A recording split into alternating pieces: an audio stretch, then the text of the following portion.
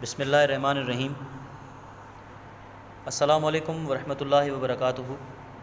My dear students, with a new lesson, I'm Mohammad Wasim, an English lecturer of class intermediate. I'm delivering my lecture from the platform of Army Public School and College, Badin Kent. So my dear students, today I will teach you poem number 5, and the topic of your poem is An Elegy Written on a Country Churchyard by Thomas Gray. آج ہماری poem کا جو topic ہے an elegy written on a country churchyard ہے۔ اس کا مطلب ہے چرچ کے قبرستان پر لکھی گئی ایک غمگین نظم۔ اگر آپ ایلیجی کے اوپر غور کریں گے تو ایلیجی کا مطلب ہوتا ہے ایک غمگین نظم، چرچ یارڈ کا مطلب ہوتا ہے چرچ کا قبرستان۔ سو بیسیکلی اس کا مطلب ہے کہ چرچ کے قبرستان پر لکھی گئی ایک غمگین نظم۔ So guys, here is a little information about the poet Thomas grey. Thomas Gray was born in 1716. He was died in 1771. He was an English poet, letter writer, classical scholar and professor at Cambridge University. He is widely known for his elegy written in a country churchyard that was published in 1751. Guys, here this poem was written in 1750 while it was published in 1751. Okay, so this was the information of the poet. Come to the next point. So guys, what was the scene behind the poem? poem کے اندر جو سین ہے وہ کیا ہے؟ سین یہ ہے کہ شاعر ایک قبرستان میں بیٹھے ہوئے ہیں، پوئٹ ایک قبرستان میں ہیں، قبرستان کے منظر کو انہوں نے ذہن میں رکھا ہوا ہے۔ وہ یہ کہتے ہیں کہ ان کو بھی کبھی نہ کبھی مرنا ہے، اور یہ جو لوگ جو سوئے ہوئے ہیں یہ بھی کبھی ہماری طرح زندہ ہوا کرتے تھے، اور شاعر یہ کہتے ہیں کہ جب وہ مر جائیں گے تو اسی قبرستان میں ان کی تدفین کی جائے گی، ان کو یہیں پر دفن کیا جائے گا، اور یہاں پر کوئی ایسا اجنبی شخص بیٹھا ہوگا جو اس میری قبر کے بارے میں پوچھے گا، تو میری قبر کے اوپر لکھی گئی جو لائنز ہوں گی، جو عبارت ہوگی، اس سے پتہ چلے گا کہ میں کون ہوں۔ تو گائز بیسیکلی یہاں پر شاعر نے قبرستان کے اندر جو لوگ ہیں جو سوئے ہوئے ہیں قبروں کے اندر، ان کو اپنے خیالات میں ان کو بیان کیا ہے انہوں نے، ٹھیک ہے۔ تو آئیے اس پوئم کو پڑھتے ہیں۔ تو ویسے تو یہ پوئم جو ہے اس کے اندر 19 اسٹینزاز ہیں، اور یہاں پر میں پوری ساری جو اسٹینزاز ہیں وہ کور نہیں کر پاؤں گا، تو اسی لیے میں روزانہ کی بنیاد پر 3 اسٹینزاز آپ کو سینڈ کروں گا، اس طرح سے آپ کو آسانی سے سمجھ میں آ جائے گا۔ Okay, so let's start with stanza number 1۔ In stanza number 1 the writer says, the curfew tolls the nail of parting day. ٹھیک، یہاں پر اگر آپ تھوڑا غور کریں گے، کرفیو کا مطلب کیا ہوتا ہے؟ کرفیو ایک گھنٹی کو کہتے ہیں، ٹولز کا مطلب بجنا ہوتا ہے، نیل کا مطلب ہوتا ہے موت کی گھنٹی، اور پارٹنگ ڈے کا مطلب ہوتا ہے دن کا ختم ہونا۔ شاعر کہتے ہیں جیسے ہی دن ختم ہوتا ہے تو چرچ کی گھنٹی بجنا شروع ہو جاتی ہے، ایسا لگتا ہے جیسے موت کی گھنٹی بج رہی ہے۔ The lowering herd wind slowly over the lea. Heard کسے کہتے ہیں؟ ہرڈ کہتے ہیں مال مویشی جو ہوتے ہیں ان کو ہرڈ کہتے ہیں، جیسے گائے، بھینس، بکری، بیل، بھیڑ وغیرہ، ان کو ہم ہرڈ کہتے ہیں۔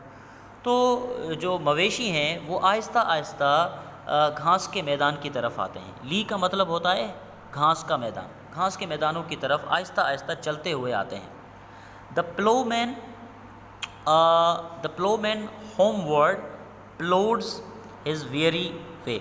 پلو مین کا مطلب کیا ہوتا ہے؟ پلو مین یعنی کسان اپنے تھکے ہارے پیروں کے ساتھ گھر کی طرف لوٹتا ہے۔ کسان کسے کہتے ہیں؟ جو کھیت میں ہل وغیرہ چلاتا ہے اسے ہم کسان کہتے ہیں۔ تو وہ تھکے ہارے پیروں کے ساتھ محنت مزدوری کر کے اپنے گھر کی طرف لوٹتا ہے۔ And leaves the world darkness and to me, اور اس پوری دنیا کے اندر جو ہے وہ اندھیرا چھا جاتا ہے، کیونکہ سورج جو ہے وہ غروب ہو جاتا ہے، بالکل اندھیرا چھا جاتا ہے۔ تو بیسیکلی کیا ہے گائز، یہاں پر پوئٹ نے ایک منظر بیان کیا ہے کہ جیسے ہی چرچ کی گھنٹی بجتی ہیں تو دن ختم ہو جاتا ہے، مال مویشی اپنے گھروں کی طرف لوٹتے ہیں، اور پلو مین جو ہے کسان جو ہے وہ بھی محنت مزدوری کر کے اپنے گھر کی طرف لوٹتے ہیں، اور اس پورے علاقے کے اندر پورے ایریا میں جو ہے وہ اندھیرا چھا جاتا ہے. Okay, come to the next point. Stanza number 2. In stanza number 2, the poet says, now fades the glimmering landscape on the side. Glimmering landscape کا مطلب ہوتا ہے ایسا علاقہ، ایسا ایریا، زمین کا ایسا حصہ جس کے اوپر روشنی ہوتی ہے. تو شاعر یہاں پر کہتے ہیں کہ کچھ دیر پہلے جس زمین کے ٹکڑے پر روشنی ہوا کرتی تھی، جو چمک رہا تھا سورج کی روشنی سے، اب وہاں پر مکمل جو ہے وہ اندھیرا ہو چکا ہے. And all the air solemn,